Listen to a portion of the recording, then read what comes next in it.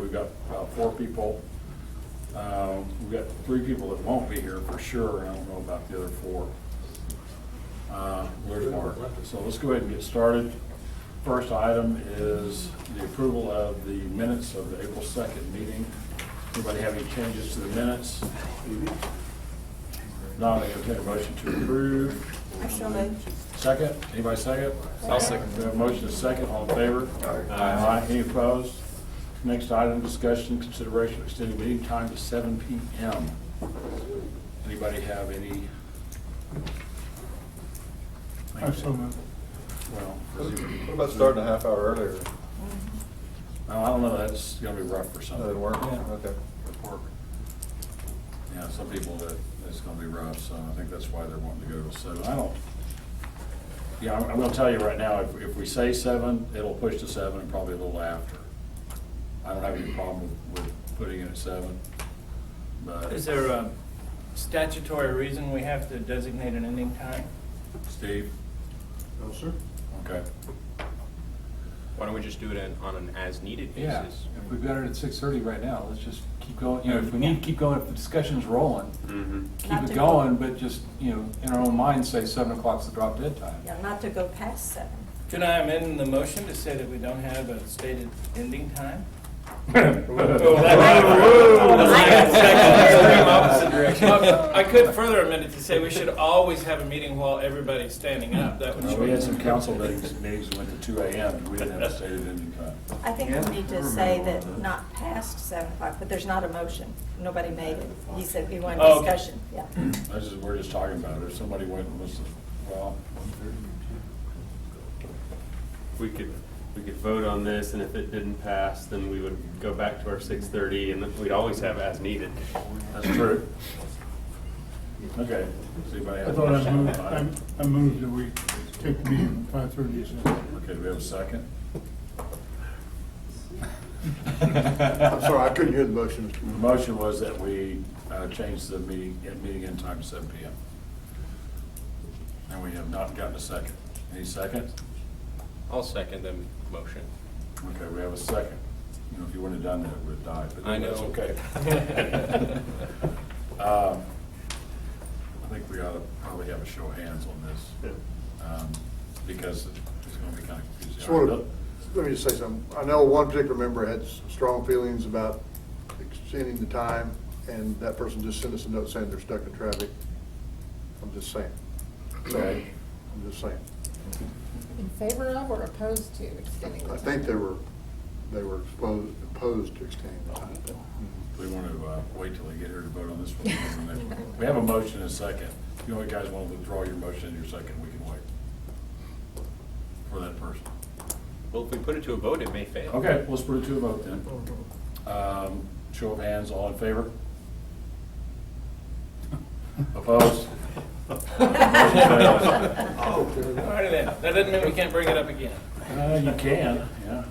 And it doesn't mean we can't go past 6:30. You know, No, it 6:30 is doesn't not mean cast that in at all. stone. Right, there's no I don't statutory think reason. anything's set in stone. Next item is continued discussion of long-term capital projects by city manager and staff. Okay, thank you.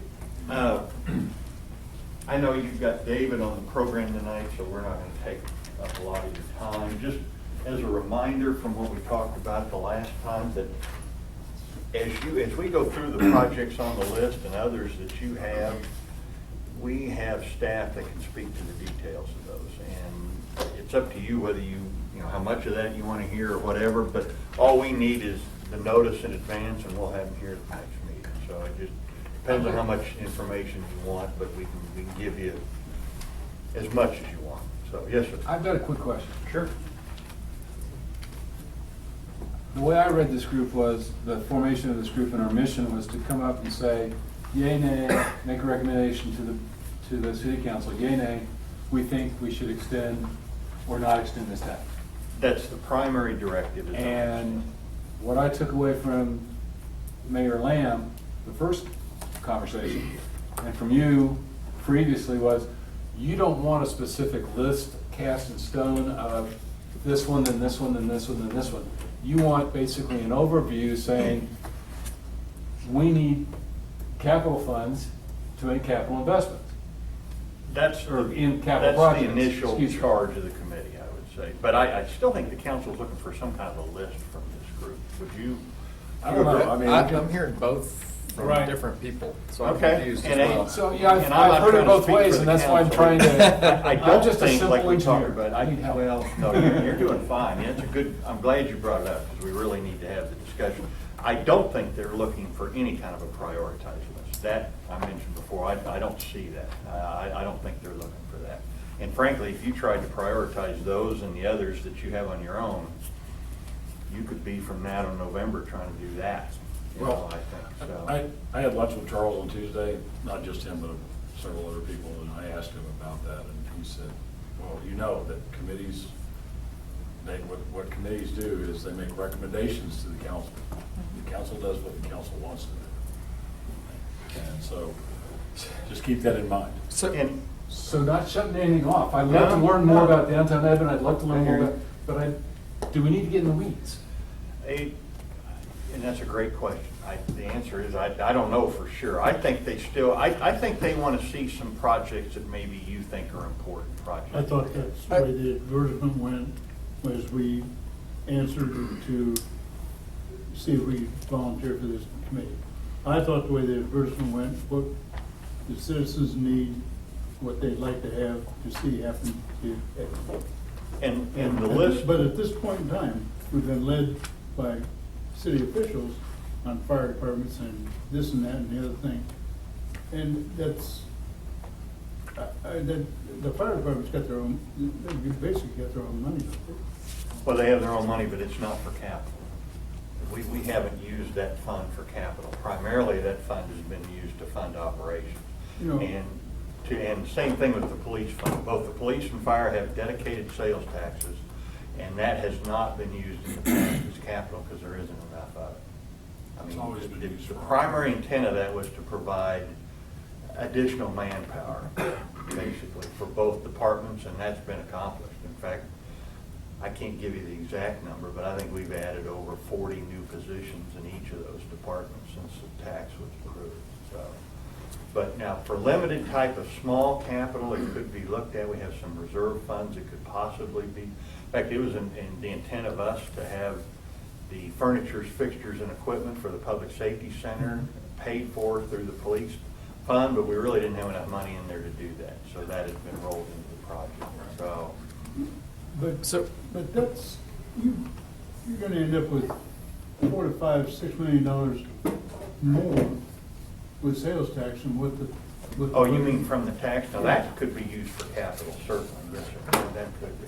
I'm talking about the funding they receive annually, the dedicated portion of the sales tax and the portions of the general fund that go to police. and But fire. isn't it true that if we go 5 years, isn't, they're gonna have a carryover of a little, close to $5 million? I mean, it appears The that way now, it- yeah, the way it's there going should be, right now. and that could definitely, should be used for capital, I believe. I think that's what it says, so. But that's we a good know point. from last week, you said we were gonna have, or maybe it was the other gentleman who's standing right about there, who said we're gonna have 30 million ADA to get compliant. So we already know that we're gonna need the capital money, just to keep out of trouble from other governmental agencies. We know we've got streets that still need to be fixed. We know, we know there's a lot of things there. In fact, one thing just on the streets, you remember I said the ones that are on your list are just a fraction of the street needs that we have. It doesn't even come close to touching the things we're gonna need in there. But one thing we talked about also was the priorities change on the streets. As development occurs in one area, then it increases the priority, and we'll try to. But we're probably not gonna have a background to come in and say to the No. council, No. these are the streets, and we're talking about projects that take 3-4 years lead time. In a lot of cases, not always, but in a But lot of cases, can. yeah. So this group, and I'm sorry that I'm monopolizing, but I'm not really sorry. You're doing I'm fine, monopolizing. Bill. No, you're doing fine. Straw poll among this group, do we really think we need the capital funds? Right. And if we I get think all of us- 17 or 18 of us saying yes, and a couple that are saying no, then does the mission become, We're done. Yeah, we Well, can no, vote now. we're not really No, done. We wanna theoretically, we're come, not we done. still wanna come to the council with, here's a great wish list, here's a bowl, Right. Do we do the UCO deal for the Performance Center that's gonna bring in millions of dollars every year that's not on this list? What are the things we wanna bring? But does the mission here become, what's our message to the community to get the support going? And if we can get that message out and get that support going now, it ain't gonna be a heck of a lot easier than whenever this election rolls around. I don't know if it's April next year, November this year, I don't remember. I know we have to have stuff done by November. But aren't we in a position where we wanna start getting the message out, and maybe multiple messages said in different ways, but basically the message is, guys, we're gonna need the funds to keep Edmond growing. Well, Now, Pete Okay. just raised his hand, so let him counter. oh, I didn't see, go ahead, Pete. I think we're going back on our word when we put a 5-year tax on there and it's to build a public center, safety center. We've run it for 5 years and it's over. But now, we want to extend it, and the word on the street is, the rumors on the street from people, here it goes again. I think that we can let that drop, let this police station drop, or the public safety center drop, let it go over. We'll come up with projects to run another half-cent sales tax or three-quarter-cent sales tax, whatever the case may be, to build certain projects and build them, get them done, and then it drops dead again. Now, Now, that's one thing I'll be real candid with you, Pete, that's not the word I'm hearing. That's not the word I'm hearing at all. I don't think we've gone back on our word in any way. well, you shape, or haven't form. gone back yet. But even if we But do, the sales tax was supposed to go over, drop dead. and it will, but are you telling me there's no community that's ever asked to extend a tax? And it's not, it has to be approved by the vote of the people, so how is that going back on our word? It can be turned down too. Absolutely, you could. Well, the capital needs of the city are extremely great, and I think once we make the case for those capital needs, the people will be in support of renewing the tax. It's strictly their decision, as it should be. I don't see how that's going back on our word. I fail to understand. I think, well, go ahead, I'm sorry. If you look at this list is kind of basic. I mean, it's stuff that you sort of have to have: fire stations, roads and things. There's not room in this that we've been able to look at things that will even enhance our life. It's not Nuts and bolts. Yeah, And I frankly, don't see that's how why you I do said I without don't it. see it as a wish list. I mean, some people could call it, you call it that, but to me, there's a lot of nuts and bolts. That's what we're just saying. It isn't the foo-foo stuff. I think. Well, and, let me just follow up to something Ann said, and I'm sorry, do you think there needs to be foo-foo stuff? No, I Okay, mean, all right. I don't think we Okay. can go to the Oh, extra absolutely things not. yet till we get some of these things accomplished. I don't see how you can not do these things. If anything, we might need to increase the tax, because the needs are so great. As a follow-up to that, real quick, I mean, if you're going to propose a renewal, you might need some frou-frou stuff. Yeah, we have You to need sell something that this. excites Yeah, people. You need something to sell. But, we kind of, Mr. Childress prepared the priority rankings, which I think maybe now, we don't need to get that down in the weeds and ranking each project like maybe we had initially thought. But I still feel like, sooner rather than later, we need to decide, that's kind of the direction we've been going, of, what are we working towards here as a final vote, other than, yes, extend, and how much. And so I still feel like, I don't know how to get there. If it's, let's at least propose, that percentages or something, and we say X% should be used towards fire and police, and X% towards roads, and X% towards downtown, and X%, or something, kind of a maps type thing, where we're renewing the tax, and we're gonna do a little of this and a little of this, and here's the big fun thing that we're gonna do that everybody's gonna enjoy. And so, I don't know what the direction is, but it would be nice if we kind of all knew, okay, I'm taking notes on these presentations because this is a higher percentage thing or lower or, whatever the Exactly. end goal is. The other problem I saw or thought I heard is that if you don't carry on a tax of some amount, there's really $4 million available when you take care of the bond payments, only for capital improvements on an annual basis. And which means you're going to continue in bonds because that's the only way you can keep going as far as growth. The background of my question in the back of my head was, if we do 5 years, okay, at the end of 5 years, you're going to be more than free of the 3/4 cent. You're going to have more income coming in. It was kind of thrown out, I thought at the meeting, do we do 5 or 10 years? And that would put it consistent with the renewal of the 1% for operation. If you do that, then what we're saying is exactly what you brought up, is that we're going to, not to a 3/4, but a 1 1/4, I mean, 1 1/4. And if that's what the need is, I think that's an important thing for us to offer an opinion about to the council as to whether that's sellable or not. I don't see it as I guess in my mind, it's not a continuation. It's a way of continuing growth because of the bonds that have to be paid for. It's part of the 2,000. It's not part of the public service building. I think we need to have this discussion, but we may want to let our presenter. Yeah, I'm Yeah. watching the clock. Yeah, and that's really all I had to, whenever you want to look at it in more I detail. just kind of want to throw something out there. There are a couple of Bruford, well, not really, but there are kind of a few on the list. Now that term's stuck, we're going to use it. Yeah, well, if you Thank look you. at if you look at the list on page 6 under other projects, there's a few things on there that aren't, they're like Second City Library. Okay, you got a downtown parking garage, you got city transfer station and parking with pedestrian bridge over Second. You can take CityLink out of that and still just have parking with pedestrian bridge over Second Street, and that's still a pretty attractive deal. Because I know Pete doesn't like CityLink, and I'll talk about that later.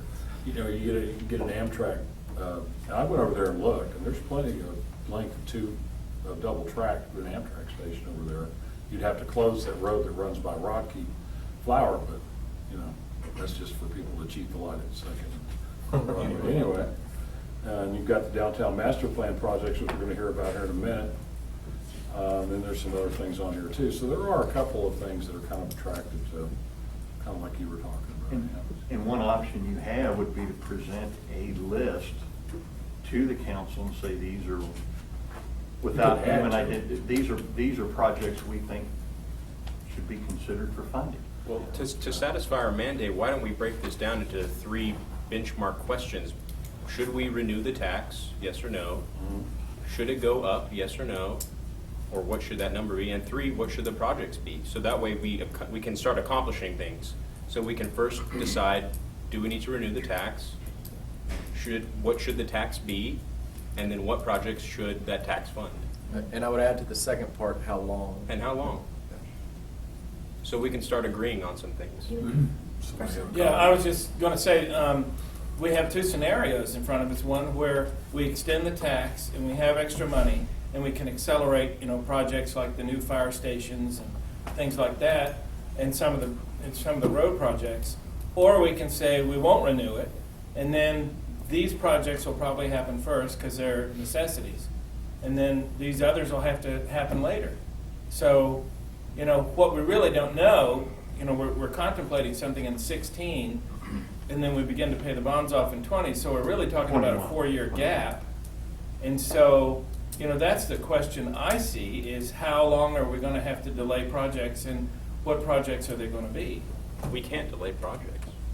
So can Or we you don't have ask? the money. Cities do it all the time. Yeah, yes, we can.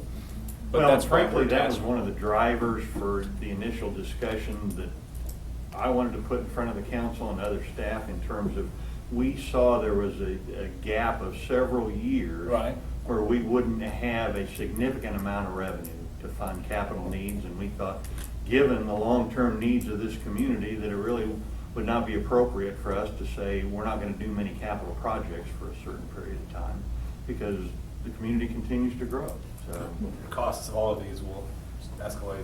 Yeah, they could just get Right. More and more, so you get farther away from Construction And costs do are you have going something, up. or- Yeah, I was gonna say, it's hard, it's a little bit hard to do 2 and 3 in that order, because some of, based on what the projects are and what the need is, helps balance if you're gonna raise the tax Right. sum. You know, it's hard to say, well, we're gonna do it, and then we go, wow. But if we look and prioritize the projects, that can help us determine. Well, we know right now for a fact that the needs of the city Oh, yeah. are greater than the capital available. So we know we have to. So the number is, what would people approve and feel is appropriate? And that's based, I think, on what we present to them as projects. If there's something for everybody, you know, that's what MAPS did. They, you know, the senior centers, the Whitewater. Now, the Whitewater, to me, that's what I call the frou-frou. That's getting publicity, and Right. that's, I mean, yeah, we just opened a boathouse, so we love it down there. Generates revenue. Well, Right. yeah, we should definitely have the list of projects, but I'm talking about internally so that we can start accomplishing some things. We should start deciding on some of the issues that you know, when we sell this, we're gonna sell it as, you know, we're gonna have a tax that's gonna pay for these great projects, and we'll present those projects at the same time, but we have to start deciding now. Well, I think we need a little bit more information. We're gonna get some of that here in about 5 minutes. Oh, right, definitely. Okay. Do we need to know from the city council what our charge is, what they're expecting from us? 'Cause it sounds like there's still 3 or 4 different ideas about what we're supposed to go back I with. think it's kind of intentionally been It's been vague for a reason. vague for Yeah, a reason. I think they wanted to hear something from the group in terms of what you feel. I is think we're a important. focus group of citizens. But the idea of, Focusing as on Bill us. pointed out, the idea of whether or That's a not great to way to put it. renew We're the kinda tax, wasting I think that was clearly discussion. the first charge that they gave to the group. Should the tax be? I think Right. that's We a know good- that's the And question. then after that, what do they want to hear from us? I We mean, need to we can sell cut this. it pretty short if that's the only part of the question. I don't think so. I think they were also wanting to see projects that you felt were important. I think not only from this group, because your ideas and our ideas may be 2 different lists and probably will be, but also allowing for some public input. You know, I mean, I think that has to be a central piece of that. However you decide you want to do that, and hear from the public as a whole in terms of things they feel might be important, so. I just had a real quick point on 2 and 3, and I think there's been some good comments, but, you know, maybe the answer is that unless we want to be here until 8 o'clock and have 40 more meetings, that we don't need to worry about the order of 2 and 3, because all we need to do is maybe just say increase. I mean, we're not going to figure out how much. We don't have the time to say, well, it should be 1 1/4. I mean, can't even imagine the discussion of that. And I think likewise on 3, you know, discussing the projects and voting and figuring out some system and prioritizing.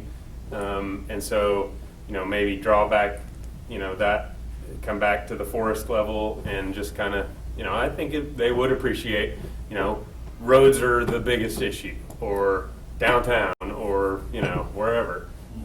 You know, and kind of more high level, yeah, we want an increase, no, we don't think that, you know, the city was ready for that, at least renew it and just keep it, you know, up here.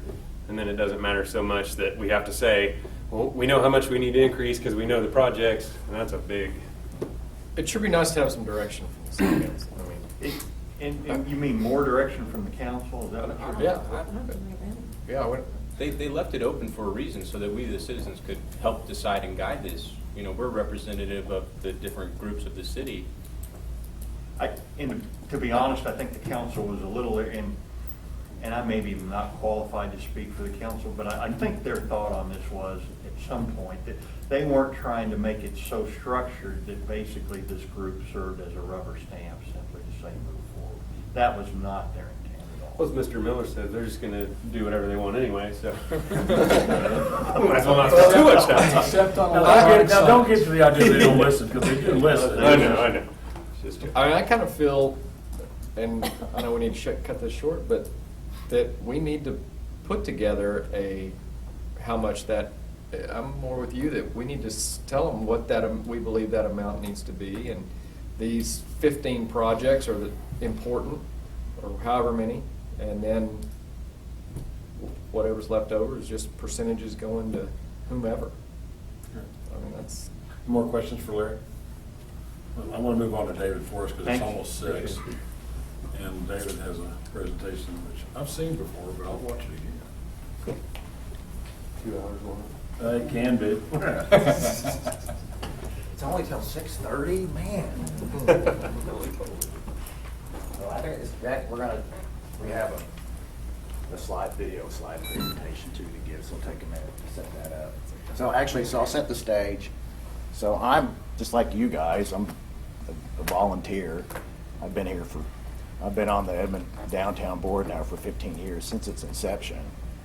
So I guess if anybody knows what's happened at the board, it would be myself. The reason I said that is because, we all come together to try and we're volunteers. We're trying to be as efficient as we can be, pick the projects, and spend the time on things that we want to do. So since we have this up, what I thought I'd do is start the presentation out with what has been accomplished in the past 15 years in the downtown district.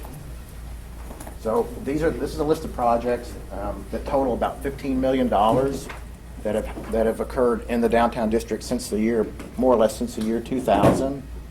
So, but what has followed from this investment from the public sector, and so this is all public sector investment, has been in the same time frame. There's been $28 million in private sector investment in the downtown. So that would be the things that we've seen. That would be the Sprout supermarket, for example, the Fulfill that's been built recently. It's all the tenant improvements that have been done. It's all the building permits that have been done in the private sector.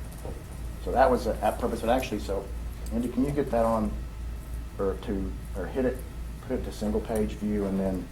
Yeah, I'm not real sure to do that. Here, let me straight here. So is it track on it there?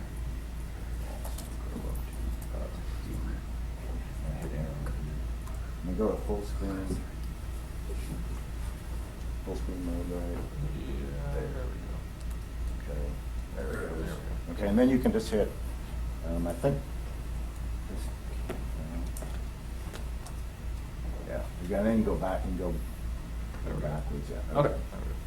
Okay, so here we go. So again, I want to start this talk with showing what the public sector expenditures have been. So when we're looking at projects in the downtown, we're looking at projects from the public sector standpoint. We're looking at projects from the private sector standpoint.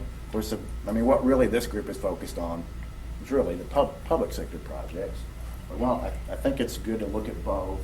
And then also they'll be talking about projects that might be between be public-private sector partnerships. Let's go to the next slide. Okay, so this slide are the goals, and so it's not showing up quite as well as I hoped it would. So these are the goals that were set forth within the 2014 Downtown Master Plan that was just adopted, of course, in 2014. So there were 13 goals. And let's see if we can get that. It's not as good as it get. Okay. I'm going to read these goals off real quick. But the goals that were established within the plan are to increase the mixed-use development to enhance urban flavor and stimulate economic and growth and vitality within the district. The second goal was to enhance the active partnership with the University of Central Oklahoma, which is one of the things that we'll focus on. The third goal was to improve multimodal access to downtown, which has a lot to do with one of the things that you mentioned earlier in the talk, with potential multimodal transportation facility be relocated south of 2nd Street, across from the downtown festival marketplace. The fourth goal is to create an overall identification / recognition of the downtown district and associated sub-districts. Fifth goal was to build 21st century infrastructure to attract and support cutting-edge development. So that can be as mundane as making sure you have, the water and the sewer that will, that has the capacity to help to handle new development, setting up, for example, like public Wi-Fi hotspots within the downtown. It's those types of things.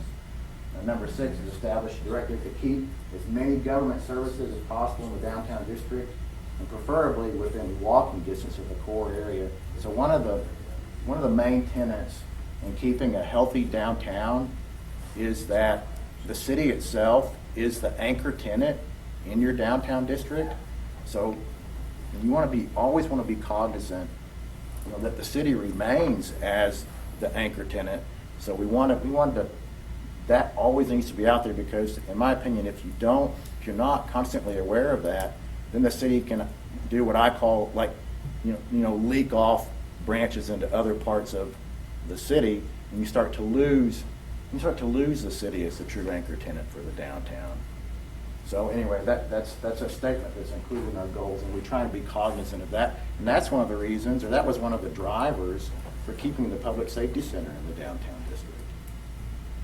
Number 7 is to create and expand unique attractions.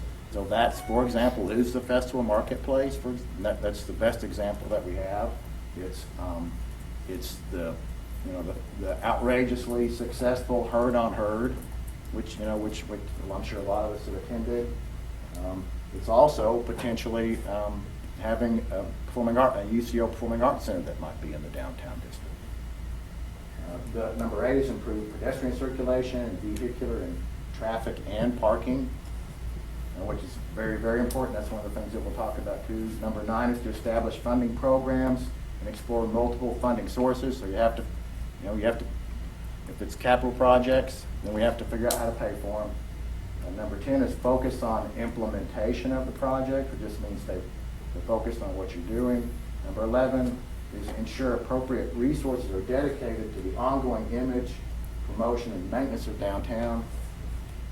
So that's thing. There's some things that we haven't done in the downtown district, that are fall under more of what the private sector might want to take on. For example, we haven't established a bid or a business improvement district, which is in effect, like a homeowners association for the business in the downtown. So what a bid would do, it was, for example, it would pick up the streets on a daily basis, for example, or maintain the flower beds. It would do things like that, some things that aren't being done as well as they should be today. Let's see. Number 12 is promote the downtown as the heart, character, and the cultural center of downtown. So that's really why we're here. As all of us travel around the U.S. and we've seen as a prime example in Oklahoma City and to a lesser extent here in Edmond, we see all cities seem to be jumping on the bandwagon right now. And in the recent past, they're all renovating their downtown. They've all realized that, they've come to realize that, that your original downtown core, it's one of the few unique, unique items to your city that's unique only to your city. Everybody's downtown is different, right? Every city has to take advantage of the features that they have. So if we don't sit next to a lake or a river, we don't have riverfront that we can build up to. You do what you can with what you have. And what we have is our original downtown core, which is unique only to Edmond. And if you don't, focus revitalization efforts and prioritize that, then I think it reflects. It's a bad reflection on your city. Anyway, it's the heart and the character of your city. That's the point. And number 13 is encourage public-private sector partnerships in downtown Edmond, which we'll talk about as well. Okay, so what I did was I cut out quite a few pages from the downtown master plan. We're going to skip through most of these pages, but stop on a few of them that highlight what I'm trying to talk about. So again, there's 3 chapters that we're going to look at from the downtown master plan. So this one is called the Downtown Land Uses and Master Plan. So let's go to the next page. So it spells out, what the consultant did was they looked at the defined district that we gave them, which is, I think this is it's up to Ayers more or less on the north. This is Fifth Street down here on the, no, this is Ninth Street down here on the south. Actually, this is the entire district. So it's Danforth on the north and it's Ninth Street on the south. And more or less University on this side and the railroad tracks on the west side. But what they did was they prescribed desired uses for the district, and it's hard to see on this, it's not showing up very well. So they color-coded, again, what they envisioned for the future to be for, prescribed uses for the future. So we have the original core downtown district right here. All of these, the kind of different colors of purple, there's actually different shading there that we can't see.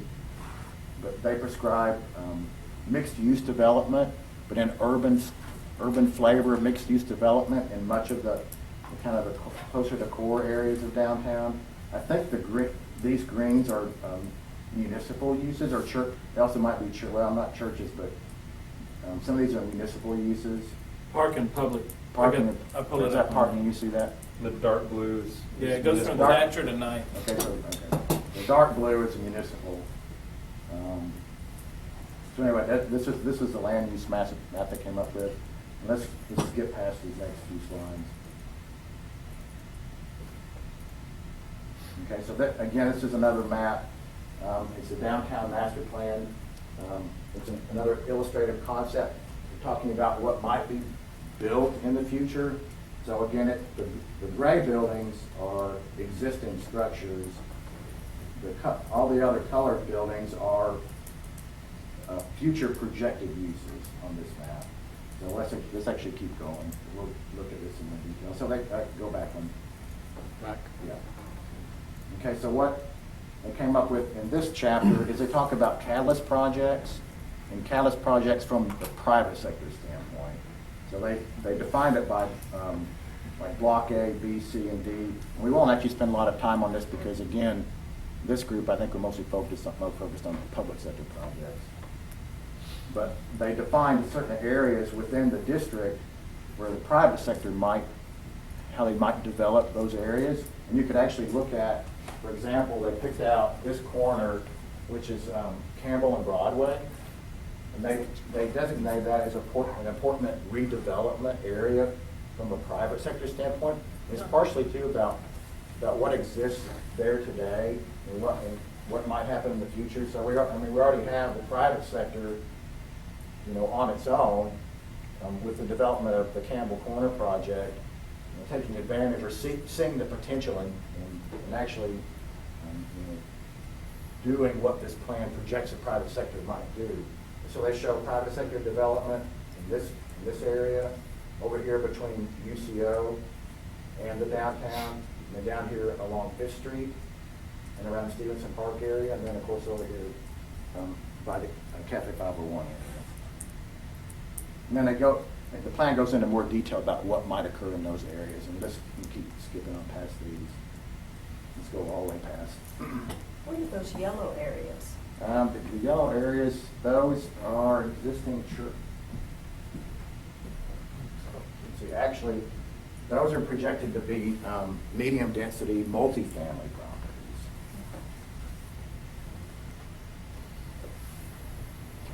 And then, just keep going. These are all private sector, potential private sector. Okay, we might stop here for a second. So one of the things, and again, when we get to the end of this presentation, there's going to be a list of projects. But one of the things that they hit on was a possibility, and again, this highlights bringing some a new entertainment draw to the district. So one of the things they talked about was the potential for UCO to build a performing arts center within the district. And some of you have probably participated in some of the work that's gone on today. But UCO has actually instituted the process of trying to decide if this is something they want to do. And the process would be trying to partner with the city of Edmond and with UCO and then with potential private sector donors to get this project done. Of course, you have to define what the need is, and then you have to find a spot to put it. But this would be a huge project for the downtown district if it were to be accomplished. And actually, this has to do with, this is the consultants, picked out areas where they thought the Performing Arts Center might fit in, and these are the areas that they thought it might fit, that it might possibly work. So this section regards transportation, circulation, and parking. Actually, we'll probably skip through this fairly quickly too. So in that performing arts deal, I was able to read some of that, and it said the building would be 82, or the development would be 80 to 130,000 square feet. Is that under roof or is that dirt? That's probably the footprint. I mean, that would be those are the sizes I've heard discussed as well. So Okay. that would be close to the footprint of the building. Probably. Footprints, right. Yeah, to the footprint. So what does that mean? Is that the size of the? Excuse me? What's footprint? I have no idea. That's 2 acres, 2.5 acres. I know, but is that the foundation, or is that the parking and the Well, lanes that to would the probably parking? just be the outline of the physical building Must be on the the footprint of the ground. building. You're gonna have to buy up a lot of houses in That's those huge. 2 different areas, or get Sprouts to move. So that's If 2 it's to, together, 2 so- to 3 acres. So for reference, so Pete, what's the size of a block in downtown? Is it 300 by 300? not, so 90,000? Yeah. So a typical block in the downtown district? It could be different here because of the different dimensions, but it's about 90 by 90, 300 by 300. Okay, so if you were to take if you were to have a whole block to work with, that's 90,000 square feet. So you're talking about the Civic Center, But downtown it's Oklahoma not- City Civic Right. Center. size can you put that? However, at the meeting that Mr. Wentland and I went to, that was a little bit of a pipe dream on that size. Because what the university is proposing, we have a seat of a performing arts center that seats 1,000 to 1,200 people. Compare that to the Civic Center downtown Oklahoma City is 2,400 people, and that's on 3 levels. So, you compare it to Armstrong Theater up here, they seat 900 people. And that's a nice theater. Right. That's a very nice theater. Well, in their plans, that was the main hall. It had a theater in the round, Yeah. and then it had a Right. small concert hall, and then it had classrooms for the entire It's just like the department. Civic Center. There are And so other, that's why they need the Civic Center, because it was not, their plan Yeah. was it'd be great if we could do all this. Yeah, it would be great if they could do all that. But that was a Yeah. pipe dream by some, Yeah, they hired architects and they said, well, here's what you should do. That's really neat. well, nobody ever said dream small. Right, yeah, we got a dream. You always get smaller. Okay, thank you. Okay. and tell me, if, David, is there a vehicle in place for the university and the city to team up? I mean, the vehicle, the city and private industry isn't working, I don't know, Pete, to answer that. so I don't know either. Well, there's the Jazz Lab, and there have been other university private team-ups before. And I I don't saw, know how they work. wasn't there an agreement between the UCO and the city to team up and to do things together, to play nice together with the Right. sustainability coordinator? Did something about that? Also, the boathouse out at Arcadia Lake was a partnership between the city and UCO. So partnerships happen all the time, and they need each other, and we need each other, and we have Ridge to work Park together. is a perfect example. Yeah, with the Y. Right, Well, that's not UCO, but yeah, it's a good example. right. Yeah. With 3 people at the table. City and school. Which could be with the Performing Arts Center too. Okay, let's move past the park, and then, not that, we'll talk about parking, but I'm gonna move past the. Okay, so here, get to the projects now, that have to do with really what I'm here to talk about. It's actually the projects that we hope we can sink our teeth into from a public sector standpoint. So again, from being on the downtown board for this number of years, we have a number of projects. So actually, I'm gonna back up a little bit, we'll talk about how we got projects done, accomplished in the past. So those $15 million worth of projects that have been accomplished in the downtown district, and it's been a number of years since we've actually done any major capital project in the downtown district. How they got accomplished was that we were in the right place at the right time, So when was the original CIP group of projects put together? It was around the year 2000, right? The original tax was 96. It was when? The 96. 96? Okay.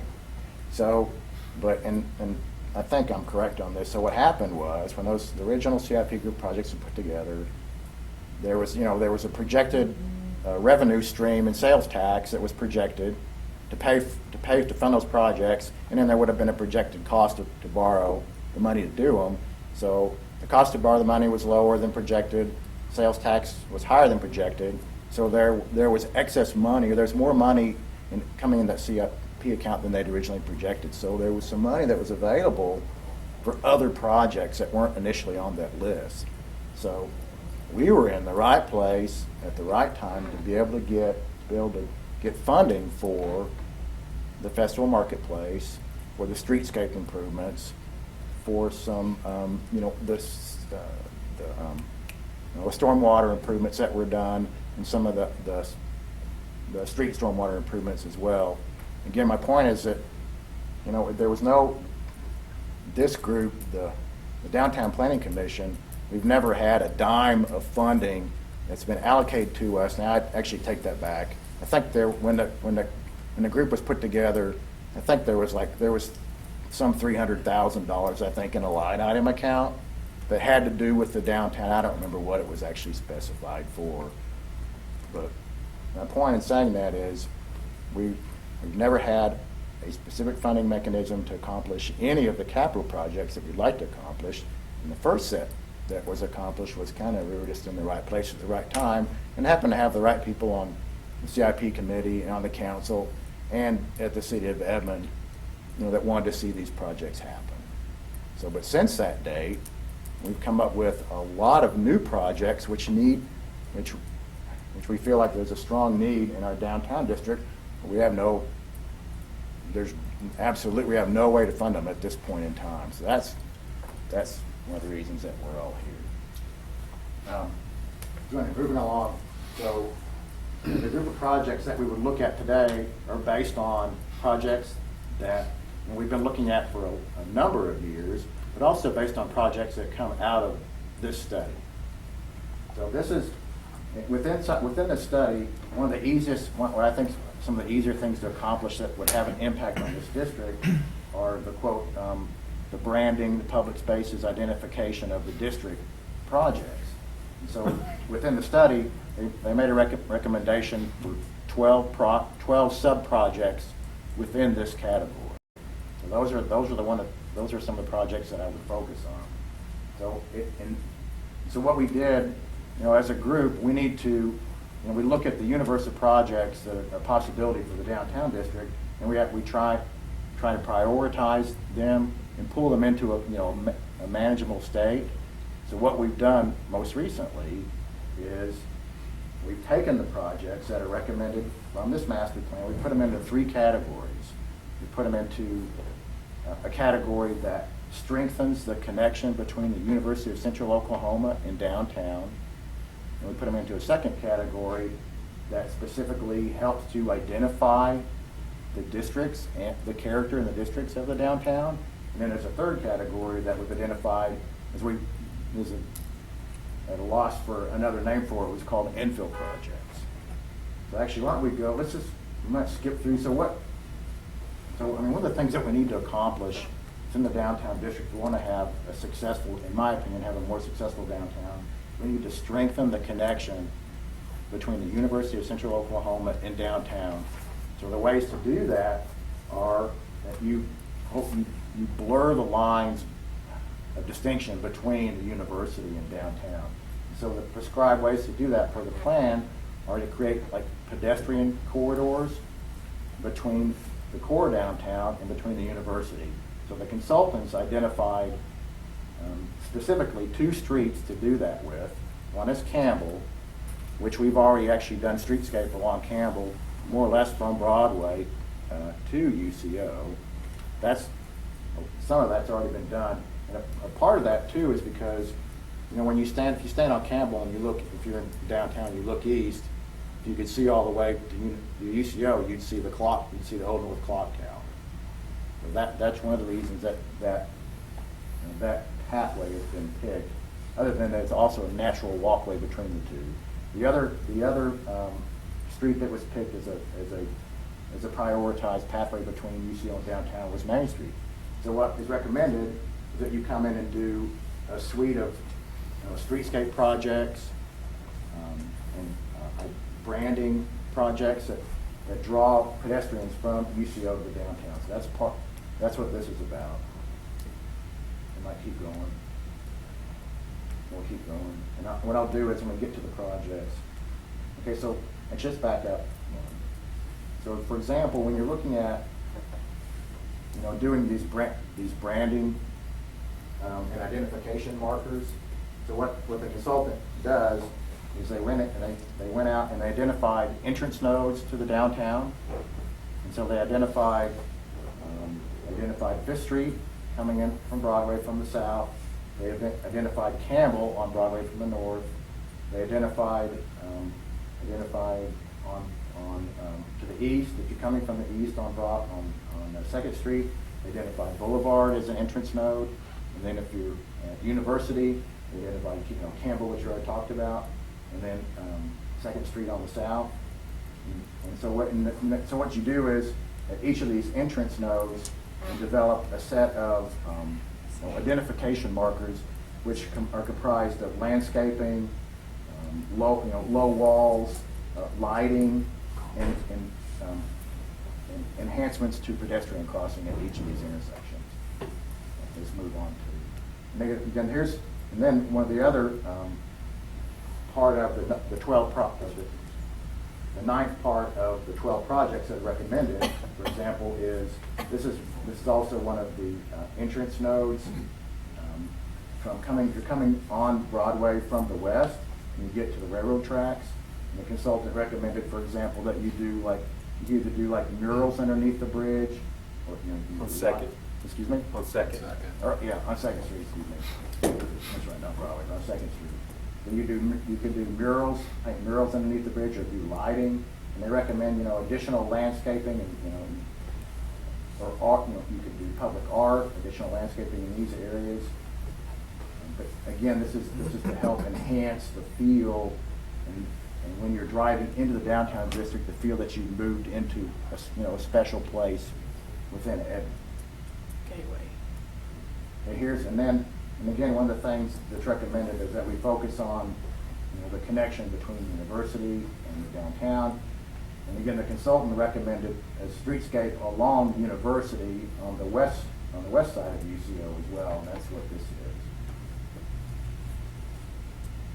Okay, and then actually I don't think you're going to be able to read this, but so what we have here is the group of projects that our group is trying to focus on at this point in time. And these projects come from the 2014 Downtown Master Plan. So again, what we come up with is we focused on town and gown connections. So we would have Campbell Street, again, be the priority as a part of the downtown, as a part of the town and gown connections. We would do, so it's what is a streetscaping. And actually they recommend that there's a plaza be constructed at the intersection of Campbell and University. And then there's Main Street pedestrian enhancements, and then there's enhancements along University as well. So that would be the town and gown connections. The second set of projects would be the district identification projects. So these are entrance nodes enhancements. So again, it's focusing on Boulevard and 2nd Street. And actually, the consultant just recommended that we only do entrance markers on the First Christian Church on the corner at First Christian Church. And then we talked about the rail bridge into 2nd Street. And then also the consultant recommended a pretty big or a pretty significant intersection at 5th and Broadway as an entrance into the downtown district. They actually recommend, and we've heard this discussed before too, that that intersection be signalized as well. So that would enhance with pedestrian crossing, but it would also let you know that you're entering, the downtown district as a part of this project. And then the number 3 is fill-in projects. So it's in projects on Broadway it's doing streetscaping on Broadway between 5th and 2nd Street, which includes the signature gateway experience at 5th and Broadway. It's streetscaping, and then it's completing streetscaping on Littler Street, all the way from Thatcher down to 5th Street. And then, actually, so part of that streetscape has already been done on Littler, I think at least from like Main Street all the way down to Stevenson Park. And then, as a part of this project too, is 5th Street streetscape enhancements from Littler to Broadway. And then the last slide that I have today is this set of projects. And this is separate from the projects which I just showed you, although there is some overlap. So again, this is and we can't really read them off the wall very well, but these are projects that the downtown board has prioritized. Again, there's as a result of the 2014 master plan, and then projects that have been ongoing prior to that. So these projects include, one of the things that we actually went in and we prioritized the projects as far as time frame goes. So we looked at the project, we put them at short term, medium term, long term. And these are, and that means these are projects that we thought we could accomplish in the short term or the medium term or in the long term. So for example, one of the things that we're doing right now to address parking in the downtown, especially in the core downtown, in the areas that are zoned CBD, is that we've come up with, and so frequently when we have projects that come for either new development or redevelopment within the CBD zoning, within the core parts of the downtown, if they want to build a project to urban to the current urban design standards, which takes up most of the space on the lot, and they have a hard time meeting the current parking requirement within the CBD zoning district. So one of the things that cities are doing is they're instituting, a fee in lieu. So if they're short, if the applicant is short on parking, they can pay a fee in lieu against the spaces that they're short. So that's one of the things actually before the city council right now. We're working on updating. One of the things that's really, really important within the downtown district, of course, is things that we hear about all the time is parking within the district.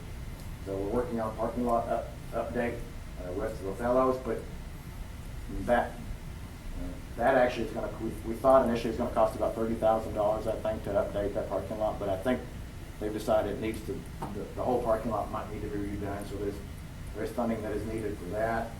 There's and then these next projects, the boulevard pedestrian crossing enhancements, that's included in that package we talked about previously. And one of the things that the board is doing as well is that we have to look at the future. So as the downtown is built out, we need to identify banks of future public parking, whether it be a structured parking or surface parking.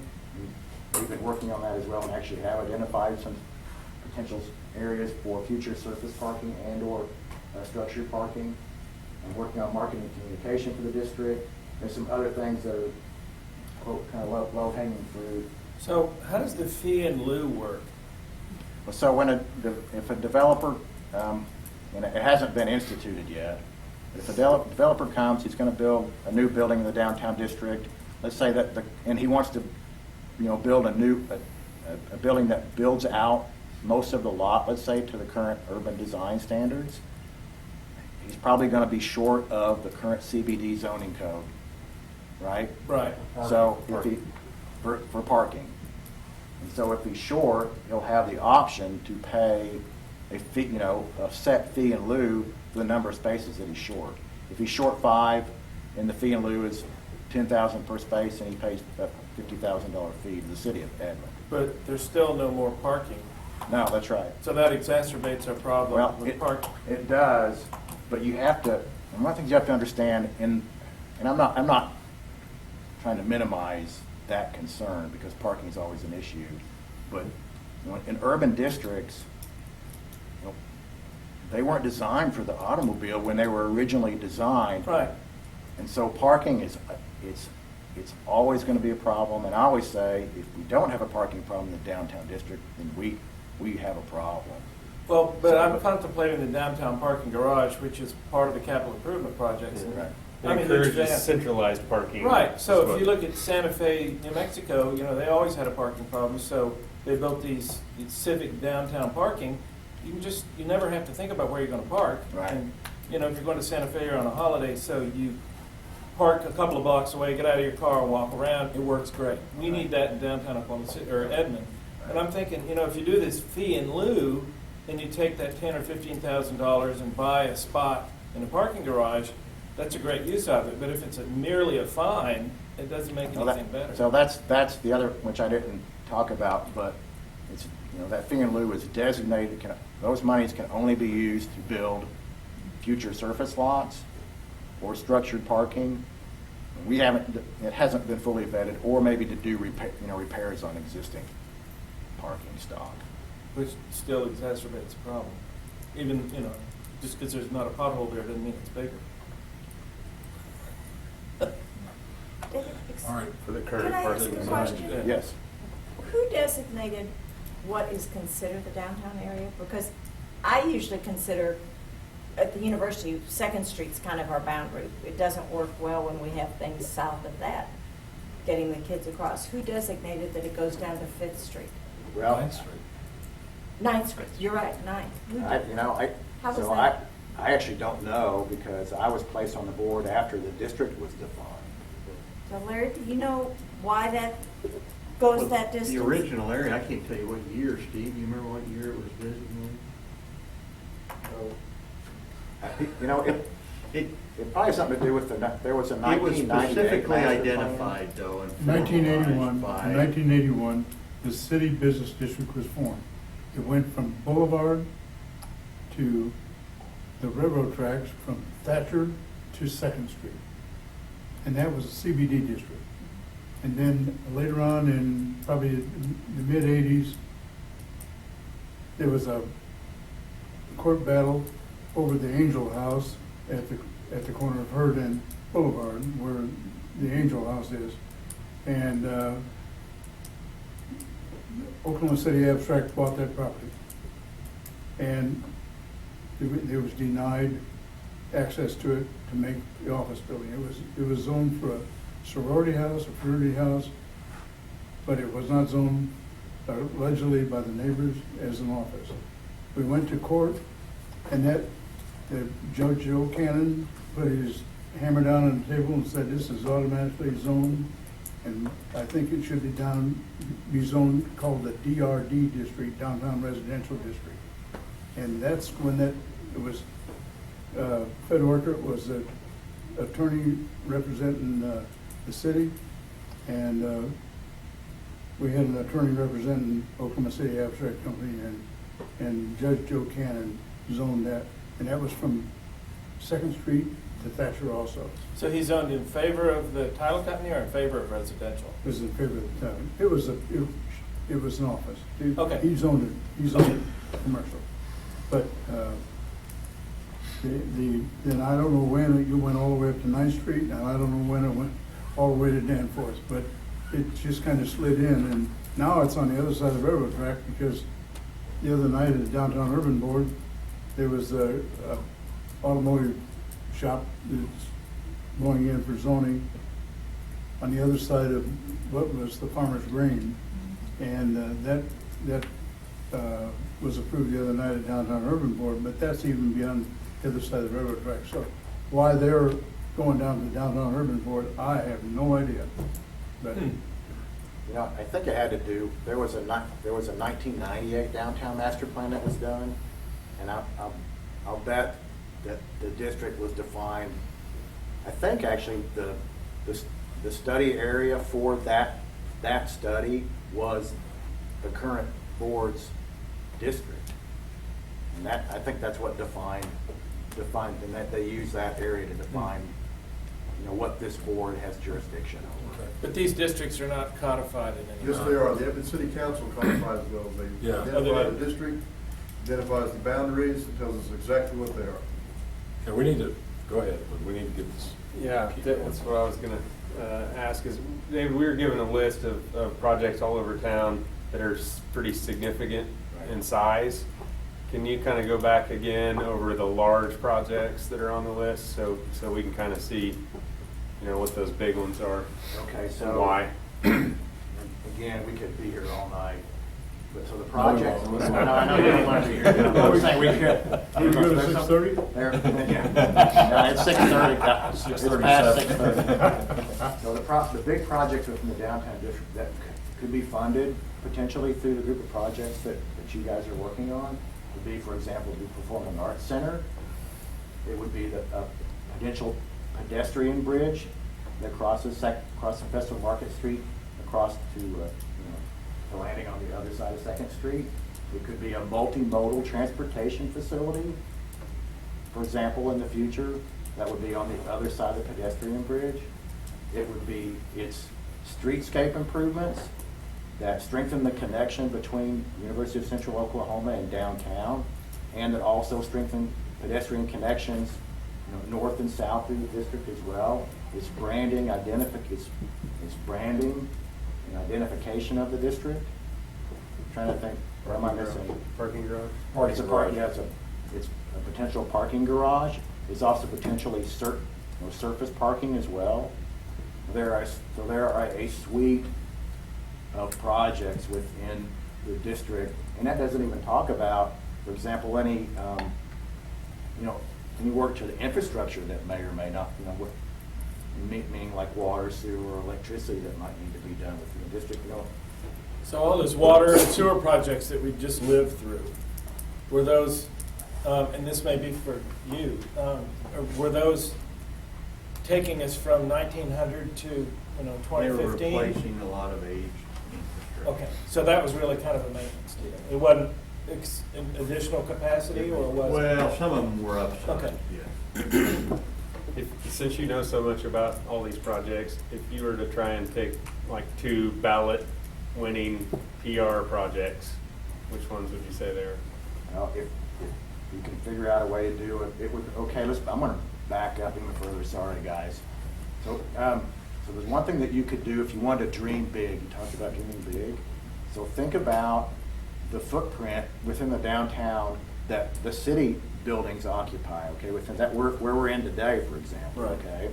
And then think about how inefficient all the property that the city owns is utilized within the downtown district. So if you came in, and let's say we had a blank slate, and you wanted to master plan kind of where the city sits within the downtown, what you're gonna do is you're gonna more efficiently utilize, you're gonna bring the departments together, more efficiently utilize the buildings that they're located in, and free up all this huge footprint of the buildings that aren't, that are used very inefficiently.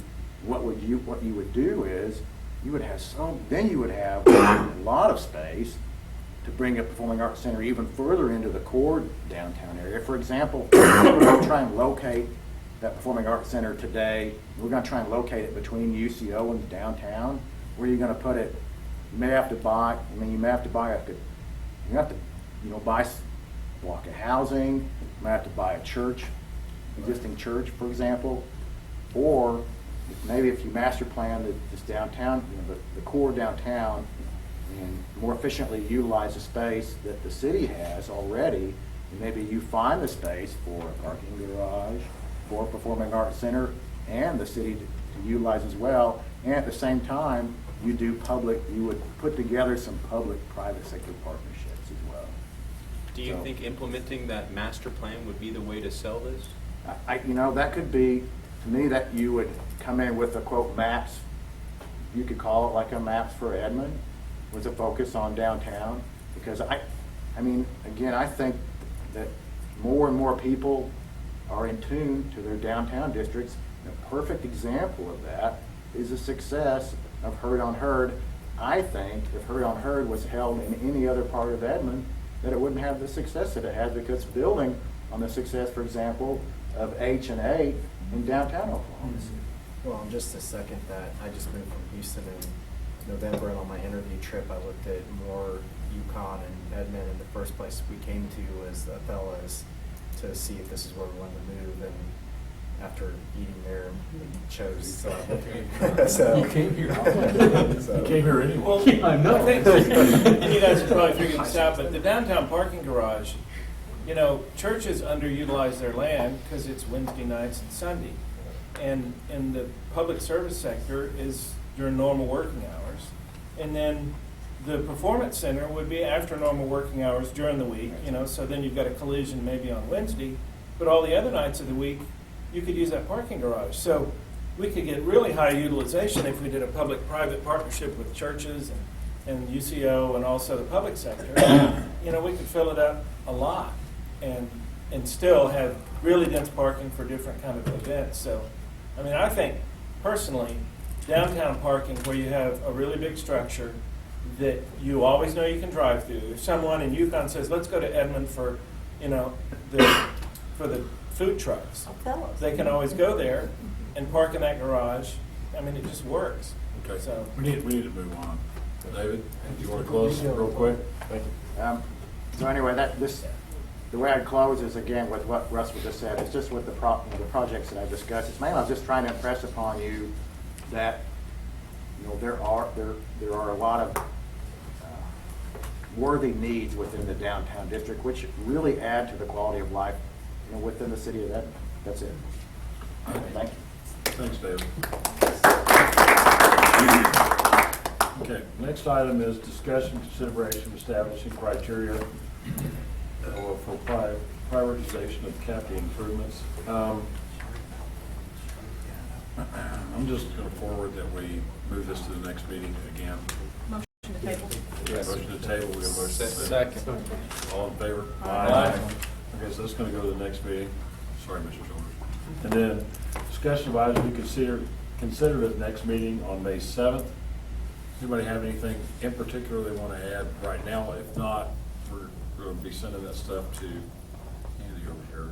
I think we need to continue the conversation we had earlier and get some finalization on what our purpose is going to be. That's kind of I think the motion we just moved is really the same thing, right? It's I'd like to see Priorities. a chart of unspoken for capital funds up to, say, 2021, just an estimate. Because we know we're going to have to pay so much on the bonds. I don't think there is one. Yeah, we got But it. that's what, Do you have one? Well, I mean, that's Okay. basically the budget you just got for your. Okay, all for right. next There is Tuesday. one, okay. So We're that gonna we would approve that know- next week anyway. Yeah. so we would know what that 0.5% sales tax would mean in terms of available capital in our projects. Okay.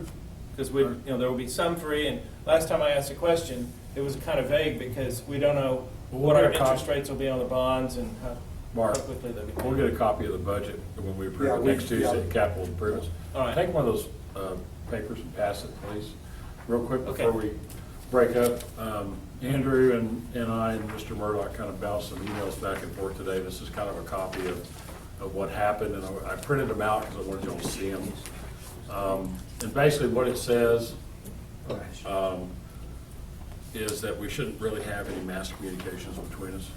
Anything you want communicated needs to go through Andrew.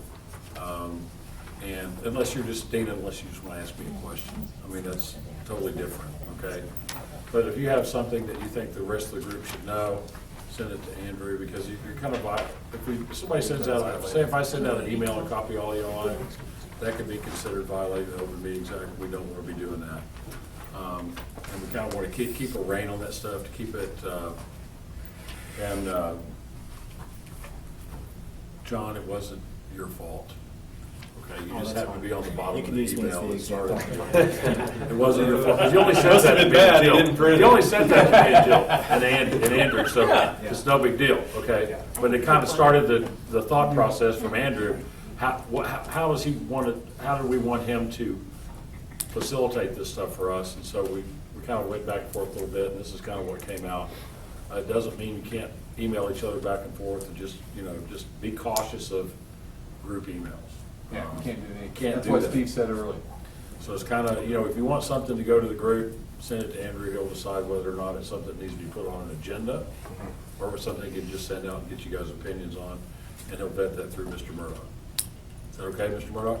Absolutely. Okay. So, having said all that, Any ideas for the next week's agenda? Get to Andy.